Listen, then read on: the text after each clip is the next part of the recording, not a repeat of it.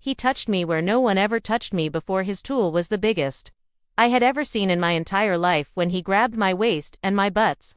I thought I was in heaven, but what I did not expect was the dark secret that followed. It was not planned, it was not even something ever imagined in my wildest dreams, but that day, that very moment when his strong hands rapid-around me from behind and I felt the heat of his breath against my neck, everything changed. I was no longer just an ant. I was no longer just a woman in a lifeless marriage. I was a woman on the edge of something dangerous, something forbidden, something I had only dared to fantasize about. Behind closed doors, he looked at me with those sharp blue eyes, so bold, so unafraid, and when I saw the hunger in him, something inside me cracked open, something I could never put back. I surrendered to a feeling I did not even know I had buried deep within me. It was not just physical, it was emotional. I had been starving, and he, my 19-year-old nephew, fed me something that no one else ever did before. Go any deeper, I want to take a moment to say a heartfelt thank you to every single one of you ho-hos. Subscribe to this channel, your support fuels everything I create here, and to all my new and returning viewers who are yet to subscribe, please, I am waiting for you to hit that subscribe button. Engagement is the energy that keeps this channel alive. Do not forget to share your thoughts in the comments. After this story, I want to hear your reactions, your questions, and your reflections. Now, let us get into it. My name is Claire. I am 42 years old, married to a man who barely sees him anymore. We live in a quiet neighborhood just outside of Denver, Colorado. Our home is big and empty. I have no children. I always wanted them, but life had other plans. My husband, Mark, is a descendant, but somewhere along the line we stopped being lovers and became roommates. He is either buried in work or stuck in front of the television. The only time he touches me is out of habit. Never desire. Tried to keep the fire alive, but it died slowly and painfully. Then came Evan, my sister's only son, came to stay with us for the semester while attending a nearby college. 19, tall, built like a man who lived in the gym, and full of charm that was dangerously natural. At first I saw him as thick. I used to babysit, but that changed. I remember the first time I noticed it. He came out of the bathroom in just a towel, and something inside me stirred. His body was chiseled, like something out of a fitness magazine.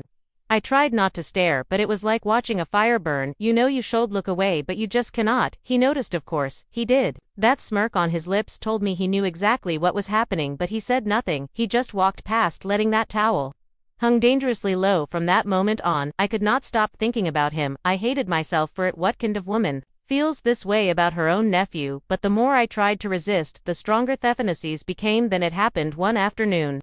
Mark had gone on a business trip. The house was quiet. I was in the bedroom, my door half closed. I was alone, or so I thought. I lay there on thebed, one hand between my thighs, imagining things I should not. My breath quickened, my heart raced, and then I heard it, a soft creak. I turned my head and froze. He was standing in the doorway. Evan. He had seen everything. I gasped and pulled the blanket over me, humiliated beyond words. My heart thundered in my chest. I expected him to say something, to laugh, to apologize, to run, but he did none of those things. He just stood there, eyes locked on mine, and for a second, just a second, I saw that same look: hunger, curiosity, desire. Then silently he walked away. The rest of the day passed in a blur. I locked myself in my room, avoiding him, ashamed of what he saw. But that night, lying in bed with my thoughts, I could not erase the image of his face. He was not disgusted, he was intrigued, and for the first time in years, I felt wanted, not by my husband, not out of obligation, but genuinely desired. The next morning things were different. He lingered in the kitchen longer. His touches lasted a second too long. When our eyes met, there was no awkwardness, only a quiet tension building between us, like a storm waiting to break. Days passed, and I noticed everything: the way he would sit closer than Honey did, to the way he watched me move around the house. One evening, I was in the kitchen, reaching up to grab something from the top shelf, when I felt him behind me. His chest brushed my back. His chin steadied my waist. "You need help?" he asked, his voice low. I nodded, barely able to breathe. Head did not move. Neither did I that night. I lay awake thinking of him again, my body aching in places I had forgotten. Could feel the guilt was there, but so was the craving. I was playing with fire, but I had already lit the match. The next day, Mark called. He said he was extending his trip by another 2 nights. I told Evan we would have the house to ourselves, and that was the beginning of the end. Started with a look, that same hungry gaze that told me words were no longer needed. The moment Mark called to say he would not be home that weekend, everything inside me shifted. I should have felt relief, I should have felt shame, but instead I felt excited. I felt alive. The evening air was still. Evan was in the living room pretending to scroll through his phone, but I knew his mind was elsewhere. Mine was too. I wore a simple black robe, short, the silk clinging to my body. I never dressed it that way around him before, but that night, I wanted him to see. He did. Our eyes met when I walked past him. I could feel his gaze following the curve of my legs. I went into the kitchen and poured a glass of red wine, my fingers trembling. I told myself I would stop at one glass, but I kept pouring one. I turned to leave the kitchen. He was there, just standing silently watching me. Neither of you said a word. He stepped closer, my heart ticked like a drum. I should have moved, I should have stopped this, but I did not. I could feel the heat from his body. His eyes dropped to my lips, then lower, then back to my eyes. I saw you the other day, he said. I swallowed hard. I know there wasn's heavy, thick. It pressed between us like an invisible wall that was about to crack.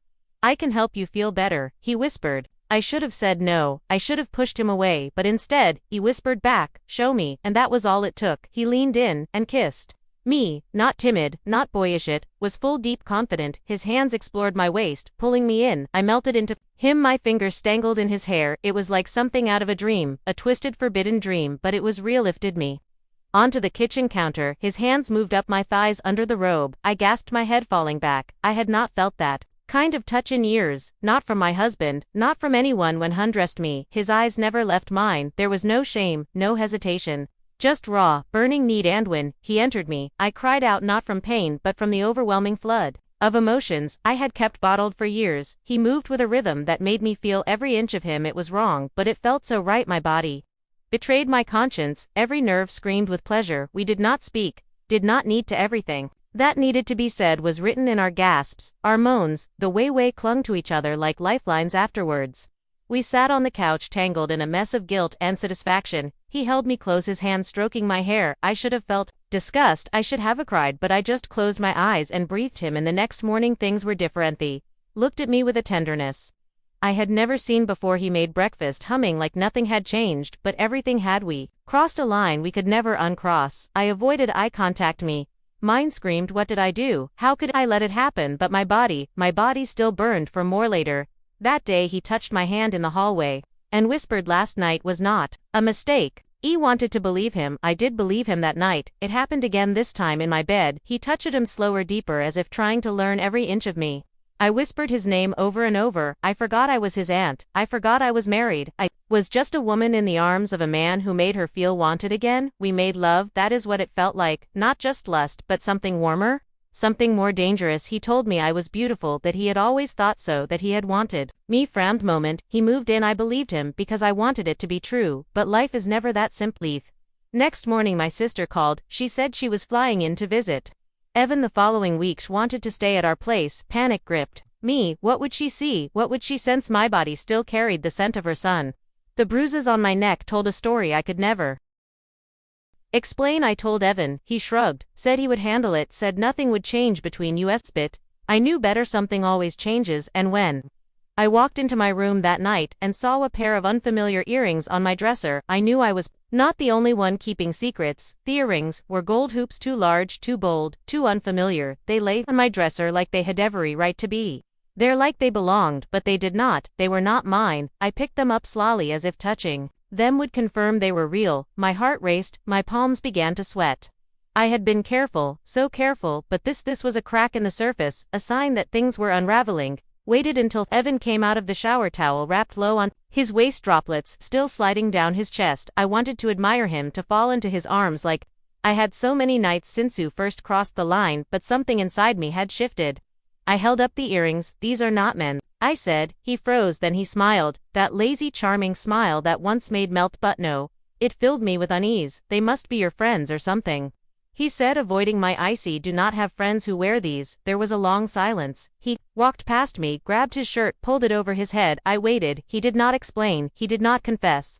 He just walked out of the room and left me standing there, holding proof that I was not the only one breaking vows at night. I lay in bed alone. For the first time in weeks, my husband had still not returned, even and did not come to me. The silence in the house was thick. My mind raced. I thought about the Liza Booth, though.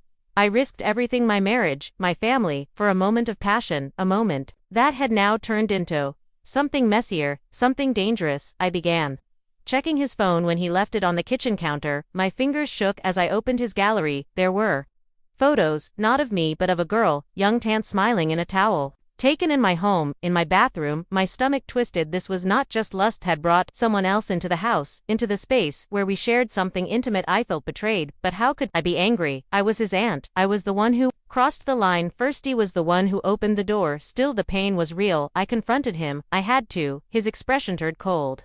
You knew this was never going to last, he said, shrugging. Then why did you touch me that night? Why did you say it was not a mistake? He looked at me, then really looked at me. Because he wanted you, and you wanted me too, but this is not real life. You are married, you are my aunt, you were just lonely. His words were knives, each one digging deeper. He was right, I had been lonely. I had been desperate, but I had believed in something more. I thought he did too. I let you inside me. I whispered. He looked away. He could not meet my eyes. I asked him to leave that very night. Did not fight. He just packed his things and walked out like he had only borrowed time here. When Mark came home days later, I smiled through the guilt. I cooked his favorite meal. I lay beside him like nothing had happened, but every time he touched me I remembered Evan, his hands, his voice. That way, he made me feel things. Mark never had. I kept the earrings, a reminder, a punishment. Weeks passed. My sister never came, Evan never called, but sometimes I swore I saw his car parked at the edge of our street. Maybe I was imagining it, maybe not. One morning, I found a letter in me mailbox. No return address, just my name on the envelope. Inside was a photo, me and Evan in the kitchen, his hands on my waist, lips against my neck. The angle was perfect, clear. Someone had seen us. Someone knew. I burned the photo, but I could not burn the memory now. I live with the fear that one day my husband will find out, that one day everything will explode. I still love Jim in a broken, tired way, but he will never know how far I fell, how far I was willing to go for a touch, for a moment, for a lie. This is my truth, my sin, my punishment, and every time I pass Evan's old room, I remember how it started, how he touched me where no one else ever had, how I let him, how he lost myself, and how I might never get that part of me back again. Thanks for staying till the end of my story. Have you ever come across this kind of situation before? If you were in my shoes, what will you have done? Please drop your thoughts on the comments section below. Let's share our thoughts.